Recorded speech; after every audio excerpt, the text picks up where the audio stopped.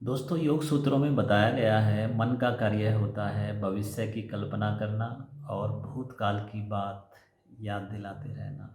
और कई बार हमारा मन हमें भूतकाल और भविष्य काल में इतना उलझा देता है कि हम वर्तमान में जीना ही छोड़ देते हैं। तो ऐसे में मन को शांत रखना ज़रूरी हो जाता है। और जब हमारा मन शांत होता है तभी हमारी सोच में विस्तार होता है। हम बेहतर सोच पाते हैं, समझदारी से काम ले पाते हैं।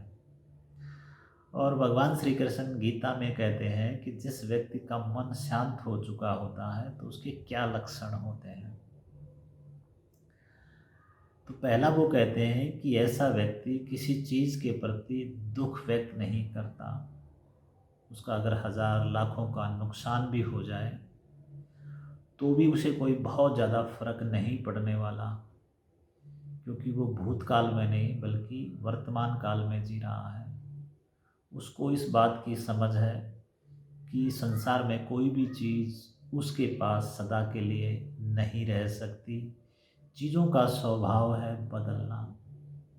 दूसरा, ऐसा व्यक्ति किसी चीज़ के प्रति इच्छा व्यक्त नहीं रखता। उसको इस बात की क्लियरिटी है कि अगर हम कर्म करेंगे तो फल मिलेगा ही मिलेगा, क्योंकि जो फल है वो कर्म से बंधा हुआ है। अगर अच्छा करेंगे तो अच्छा होगा, अच्छा नहीं करेंगे तो अच्छा नहीं होगा। अब इसका मतलब ये नहीं है कि इच्छा करेगा ही नहीं। इच्छा और ज़रूरत में फ़र्क होता है। एक होती है ज़रूरत, जो मेरी दैनिक ज़रूरत की चीज़ें हैं वो मुझे चाहिए ही चाहिए, उसके लिए मुझे काम करना ही पड़ेगा।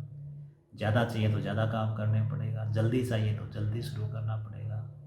लेकिन एक होती है इच्छा।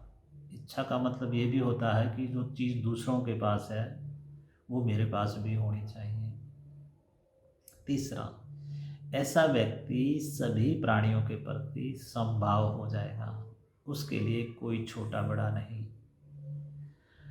उसको इस बात की समझ है कि इस सृष्टि पर सभी जीवधारी, सभी प्राणी एक शाश्वत नियम के अनुसार अपनी अपनी परिस्थितियों में फंसे हुए हैं, यानी अपने अपने रोल को निभा रहे हैं। और भगवान को जिसने बना दिया उससे नफरत कैसी। चौथा, ऐसा व्यक्ति अपने शाश्वत सत्य को समझ चुका होता है, शाश्वत रूप को समझ चुका होता है। वो इस अस्तित्व के साथ एक हो चुका होता है और एक इस अस्तित्व में एक जो शाश्वत आनंद है वो उसी को प्राप्त करने का प्रयत्न करता रहता है। बाकी के सारे सुख उसके लिए क्षणिक हो जाते हैं। दूसरे शब्दों में कहें तो वो ईश्वर की प्रेममयी भक्ति को प्राप्त हो जाता है। दोस्तों, ये लक्षण जिस व्यक्ति के पास है समझ लेना चाहिए उसको मन की शांति मिल चुकी है। और मन की शांति ही सबसे बड़ा धन है। अगर आपके पास बहुत कुछ है लेकिन आपका मन शांत नहीं है तो वो व्यर्थ है, बेकार है। वो कोई, उसका कोई मीनिंग नहीं है। और जब भी आपको कभी लगे कि आप स्ट्रेस में हैं, चिंता में हैं, परेशान हैं, दबाव में हैं,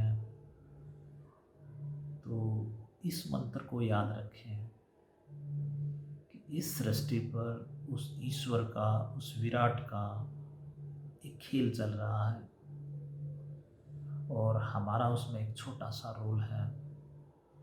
हमारी औकात एक तिनके के बराबर भी नहीं है, लेकिन रोल तो है। ईश्वर ने हमें भेजा है यहाँ पर, हम बेकार नहीं हैं।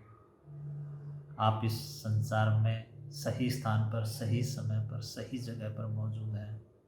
यही होना चाहिए था, इसी में भलाई है, यही सही है।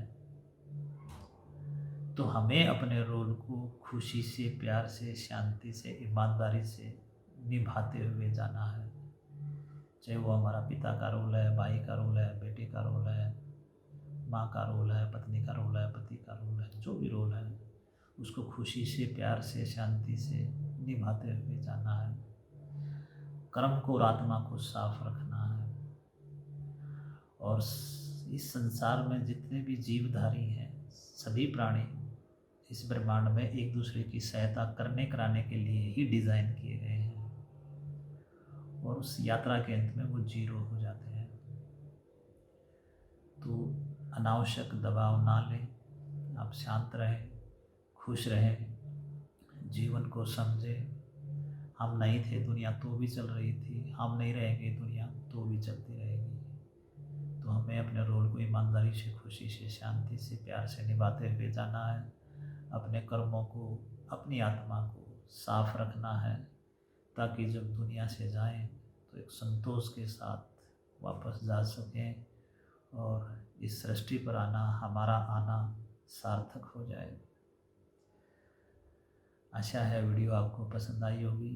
वीडियो अगर आपको पसंद आई तो इसको लाइक करें, कमेंट्स करके ज़रूर बताएं, और चैनल पर नए हैं तो आप इसे सब्सक्राइब करें।